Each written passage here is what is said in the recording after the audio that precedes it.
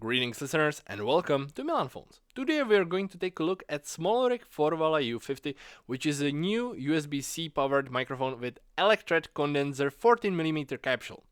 It also has a cardioid polar pattern, so let us get started with polar pattern testing.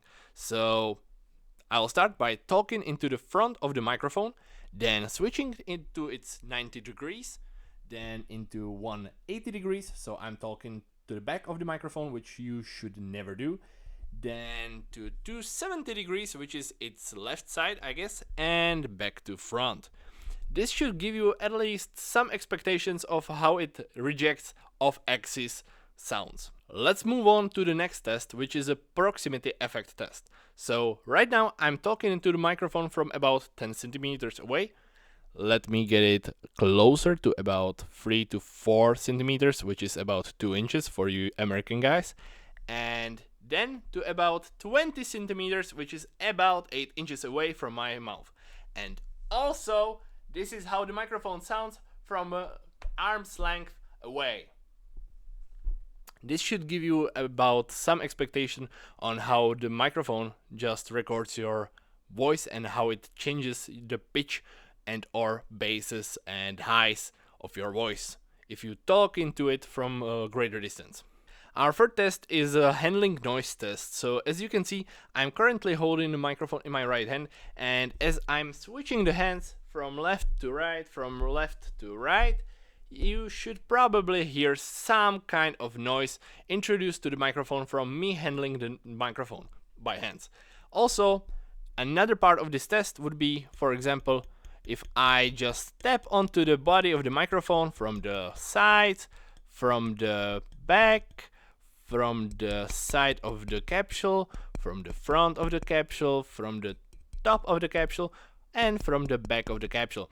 It just gives you some estimate of how this microphone sounds if you just, handle it by hand and not use its integrated stand, which actually is kind of shitty. And or if you don't use any kind of arm. So yeah. So let's move on to the Plosive Test and let me say the well-known sentence. Without and with pop filter. So please bring pizza pronto. Please bring pizza pronto. Please bring pizza pronto. Please bring pizza pronto. Please bring pizza pronto. Please bring pizza pronto. Please bring pizza pronto. This is the Plosive Test. Yeah, I didn't invent anything at all. One of the other tests you would probably like to see is how the microphone handles keyboards. And in my own example, it's a keyboard with MX blue switches, so they are really tactile and really clicky. So let's get into it. So right now I have the microphone from about 10 centimeters away and about 40-ish centimeters away from the keyboard. In a position I would probably use it in normally. So if I try to start typing some random gibberish on my keyboard with one hand and I'll hold the microphone with my other hand, this is how the microphone sounds when I talk into it and just write something on the keyboard. If you hear something, then I'm probably sorry, but not really. It's always better to hear something and be happy with hearing the blue switches than not hearing anything, right? Right.